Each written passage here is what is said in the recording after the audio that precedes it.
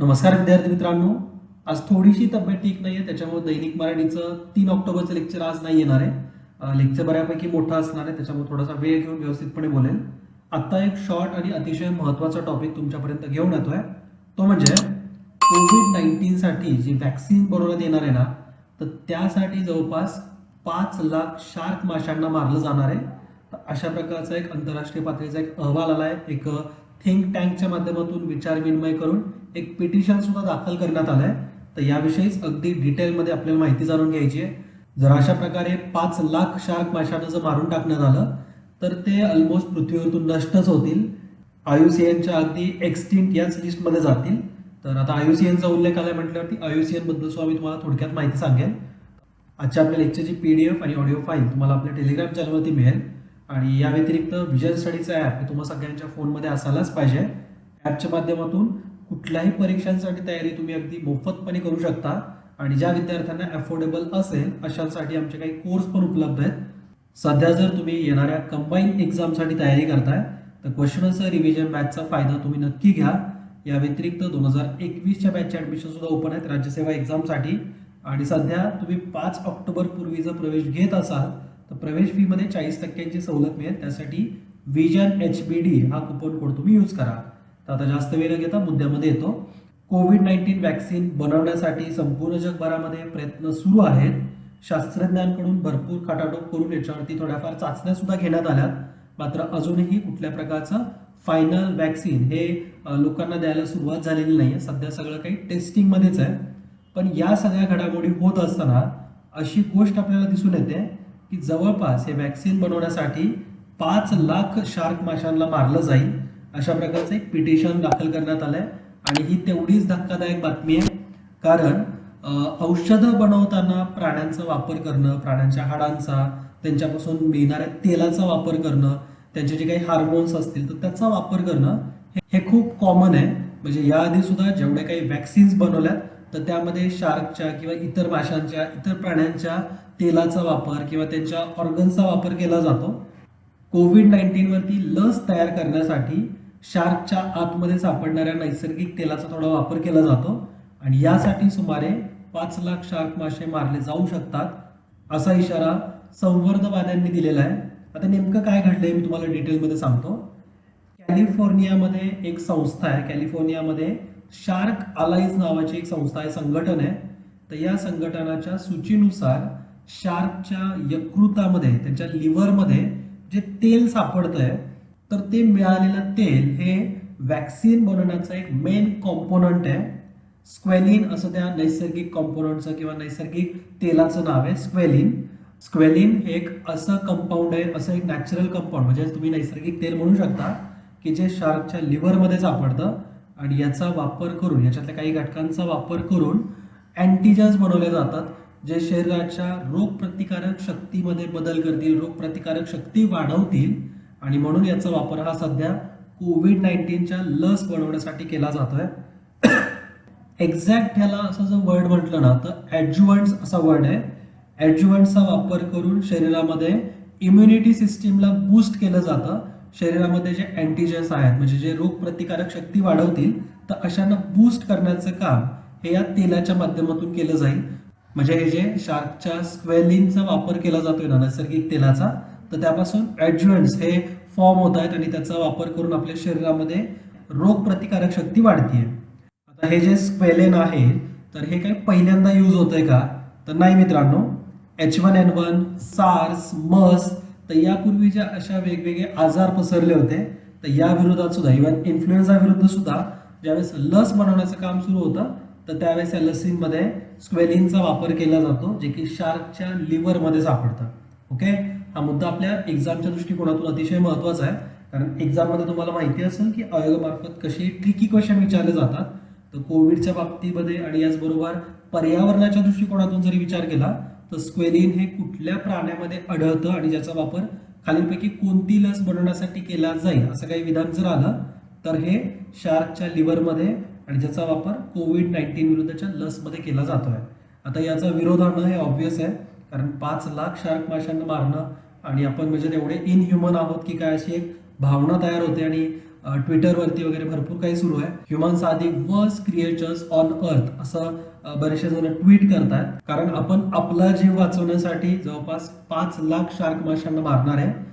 हा नंबर तर थोडाफार कमीच असेल, कारण युरो न्यूजच्या मते, आता युरो न्यूज हे अतिशय प्रतिष्ठित असं मॅगझिन आहे, तर युरो न्यूजच्या मते 1 टन जर आपल्याला स्क्वेलिन हवं असेल तर यासाठी 2.5 ते 3,000 शार्क माशांना मारलं जाऊ शकतं. म्हणजे त्यांच्या लिव्हरमधून हे स्क्वेलिन काढलं जातं ना, तर 1 टन जर स्क्वेलिन आपल्याला हवं असेल तर 2.5 ते 3,000 शार्क माशांचा जीव घ्यावा लागतो, कारण ते त्यांच्या लिव्हरमध्ये आहे. आणि जे संवर्धन गट आहे त्यांचा अंदाज जर बघितला तर संपूर्ण जगाच्या लोकसंख्येला जर लसीकरण करायची वेळ आली तर एका डोससाठी 2.5 लाख शार्क मासे आवश्यक असतील. आणि प्रत्येकाला लस ही कमीत कमी 2दा-3दा दिली जाते. म्हणजे जनरली आपण बघतो की पोलिओच्या डोस तर वारंवार दिल्या जातात. तर या केसमध्ये आपण जर विचार केला की कोविड-19ची 2दा जर लस द्यावी लागली, 2 डोस द्यावे लागले, तर याच्यापेक्षा दुप्पट शार्क मासे लागतील. म्हणजे 5 लाख शार्क माशांना मारलं जाऊ शकतं. ठीक आहे. आणि याच्यामुळे एक अशी भीती सुद्धा निर्माण झाली आहे की शार्क मासाच पूर्ण नष्ट होतोय की काय. नष्ट होणं किंवा एखादा प्राणी, एखादा क्रिएचर जर पृथ्वीवरतून नष्ट होत असेल तर त्याची गणना करण्याचं काम हे IUCNच्या माध्यमातून केलं जातं. IUCN म्हणजे काय, तर international union for conservation of nature. याचा लॉंग फॉर्म पाठच असला पाहिजे. आपण फक्त IUCN रेड लिस्ट आली आहे किंवा अपडेट काही त्याच्यामध्ये झालं तर IUCN असं म्हणतो. मात्र त्याचा लॉंग फॉर्म काय, तर international union for conservation of nature. तर यांच्याकडून रेड लिस्ट प्रकाशित केली जाते, ज्यामध्ये बऱ्याचशा वेगवेगळ्या कॅटेगरीजमध्ये प्राण्यांना किंवा प्रजातींना ठेवलं जातं. म्हणजे त्याच्यामध्ये भरपूर साऱ्या कॅटेगरीज आहेत. या डायग्राममध्ये जर तुम्ही बघितलं तर तुम्हाला इथं EX दिसतंय. EX म्हणजे एक्सटिंक्ट, EW म्हणजे एक्सटिंक्ट इन दी वाईल्ड, त्याच्यानंतर CR म्हणजे क्रिटिकली एंडेंजर्ड अशी एक कॅटेगरी आहे. त्याच्यानंतर VU म्हणजे वल्नरेबल, NT म्हणजे नियर थ्रेटन्ड, LC म्हणजे लिस्ट कन्सर्न, म्हणजे त्याच्याबद्दल एवढा काही धोका नाहीये. मी तुम्हाला कुठला प्राणी कोणत्या कॅटेगरीमध्ये हे सांगण्यापेक्षा कुठल्या कॅटेगरीचं कशा पद्धतीने वर्णन केलं आहे तर ते तुम्हाला सांगण्याचा प्रयत्न करतो, कारण प्राण्यांच्या अपडेट्स तर त्याच्यामध्ये होत राहत आहेत. एक्झॅक्ट सध्या जर तुम्हाला एक रफ आयडिया द्यायची झाली ना, तर जगामध्ये एकूण 1,05,700च्या आसपास प्रजातींना या यादींमध्ये ऍड करण्यात आलंय. त्यापैकी 28,000पेक्षा जास्त प्रजाती, 28,500 पर्यंत आय थिंक नंबर येतो, तर 28,500 पर्यंतच्या प्रजाती ह्या ऑलरेडी एक्सटिंक्शन पर्यंत पोहोचलेल्या आहेत. ठीक आहे. म्हणजे शेवटची जी म्हणजे सगळ्यात शेवटचा जो प्रकार आहे ना, तो त्याच्यामध्ये पोहोचत चालत. एक्सटिंक्ट म्हणजे काय, की त्या प्राण्याचं कुठलंही अस्तित्व पृथ्वी तळावरती नाहीये. म्हणजे असा प्राणी किंवा असा जो काही प्रजाती असेल की त्याचं एकही सॅम्पल सुद्धा अवेलेबल नाहीये, कुठल्याही लॅबमध्ये सुद्धा त्याचा सॅम्पल उपलब्ध नाही, पूर्णपणे नष्ट झालेला, त्याच्याबद्दल कुठलाही डाऊट नाही. असे जे काही प्रजाती असतील त्यांना एक्सटिंक्ट या कॅटेगरीमध्ये टाकलं जातं, म्हणजे ते पूर्णपणे नष्ट झालेले आहेत. ओके. आणि IUCNच्या रेड लिस्ट बद्दलचं एक घाणेरडं वैशिष्ट्य सांगायचं झालं तर या लिस्टनुसार असं सांगण्यात येत आहे की सगळ्यात जास्त धोका हा मरीन लाईफला आहे. म्हणजे जे समुद्रामध्ये असणारे प्राणी आहेत, मासे जे आहेत ना, तर त्यांना या IUCNच्या यादीमध्ये सगळ्यात जास्त धोकादायक प्राणी किंवा धोकादायक प्रजाती म्हणून कन्सिडर केलं जातं. आणि यापैकी शार्क म्हणजे पाण्यामध्ये असतो ना तो, तर अशा जर 5 लाख शार्क मारले तर तुम्ही विचार करू शकता की ते एक्सटिंक्ट सुद्धा होतील. एक्सटिंक्ट इन दी वाईल्ड याचा अर्थ काय होतो, की या कॅटेगरीमध्ये असे प्राणी सध्या पृथ्वीवरती नाहीत सापडत, इतर कुठल्या ठिकाणी, मात्र त्यांना आपण लॅबमध्ये कल्टिवेट करू शकतो. त्यांना आपण त्यांच्या हॅबिटॅट पासून, म्हणजे ते जिथं नॅचरली सापडतात त्यापासून आपण त्यांना वेगळीकडे ठेवलेलं आहे, सुरक्षित कुठंतरी. असे 2-4 अवेलेबल सॅम्पल असतील त्यांचे, तर अशा ज्या कॅटेगरी असतात त्यांना आपण एक्सटिंक्ट इन दी वाईल्ड असं म्हणतो. ओके. पण त्यांचं सुद्धा अस्तित्व कुठेही पृथ्वीवरती नाहीये. म्हणजेच काय, तर ते कुठल्या तरी लॅबमध्ये ठेवलेले असतील. ओके. कल्टिवेशनसाठी ते पण, म्हणजे त्यांचे काही DNA असतील किंवा काही छोटे मोठे सॅम्पल्स असतील, तर अशा प्रकारामध्ये ते सध्या आहेत. ओके.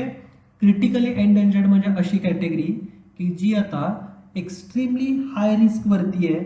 म्हणजे त्यांचे समजा आता शेवटचे 5-10 केसेस राहिले आहेत, 5-10 असे काही नमुने राहिले असतील, मात्र ते जर संपले तर पूर्ण हा प्राणी किंवा प्रजाती ही संपूर्ण पृथ्वीवरतून नष्ट होऊन जाईल.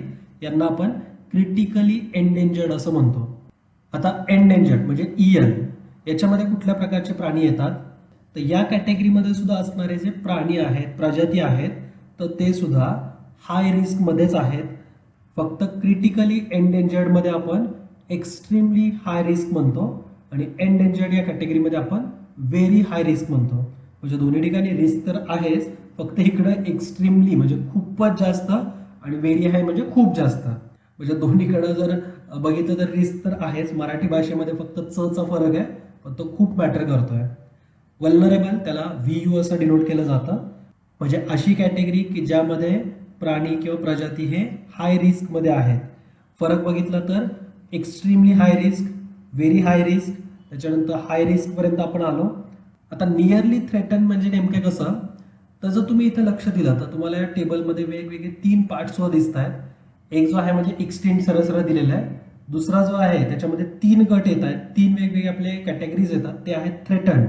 थ्रेटन्ड आहेत म्हणजे काय, की ते अगदी धोकादायक स्थितीमध्ये. ते कोणते कोणते, क्रिटिकली एंडेंजर्ड, त्यानंतर एंडेंजर्ड आणि वल्नरेबल. तर हे 3 जे येतात तर ते थ्रेटन्ड या कॅटेगरीमध्ये येतात. नियर थ्रेटन्ड म्हणजे काय, की ते आता थ्रेटन्ड या कॅटेगरीमध्ये जाऊ शकतात जर आणखीन काही त्याच्यामधले प्राणी किंवा ते जर प्रजाती थोड्या नष्ट झाल्या तर त्या थ्रेटन कॅटेगरीमध्ये जातील, म्हणजे पुढच्या कॅटेगरीमध्ये जातील.